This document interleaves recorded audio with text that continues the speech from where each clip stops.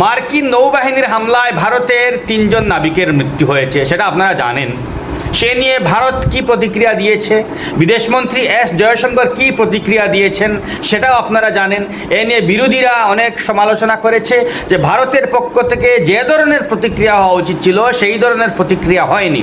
এটা বিরোধীদের বক্তব্য, আমার কোনো বক্তব্য নয়। তবে আমি কয়েকটি কথা বলতে চাইছি আজকের একটি ঘটনার পরিপ্রেক্ষিতে। আমার সামনে একটি ঘটনা এলো পাকিস্তানের। অস্ট্রেলিয়ার একটি বালিকা যার নাম হানিয়া আহমেদ পাকিস্তানের পুলিশের গুলিতে ভুলবশত গুলিতে মারা গেছে।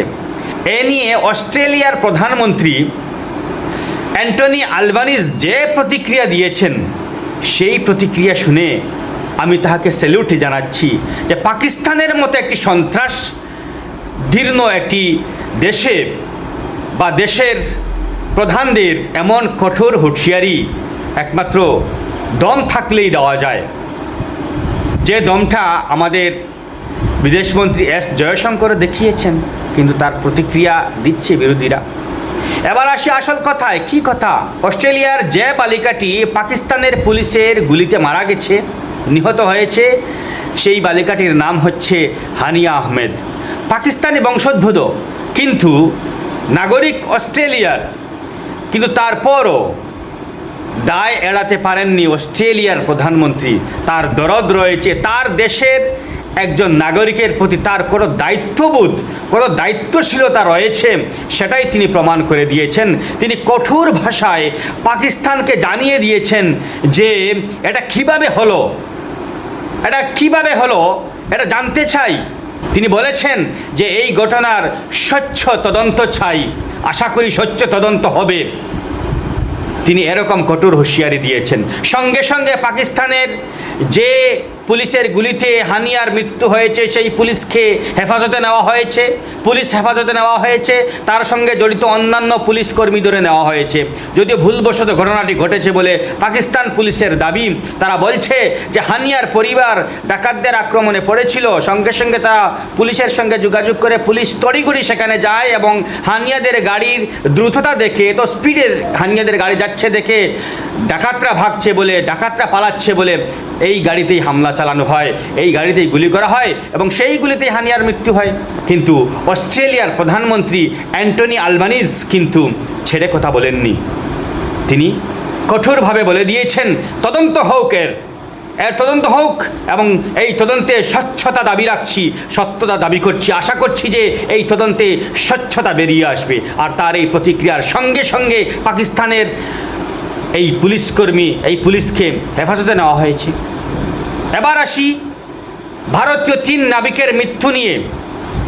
পত্রিকায় দেখলাম একটা ওয়েব পোর্টাল, ভারতীয় একটি ওয়েব পোর্টালে বড় করে লেখা রয়েছে যে কঠোর ভাষায় আমেরিকাকে এর প্রতিক্রিয়া জানিয়েছেন বিদেশমন্ত্রী এস জয়শঙ্কর।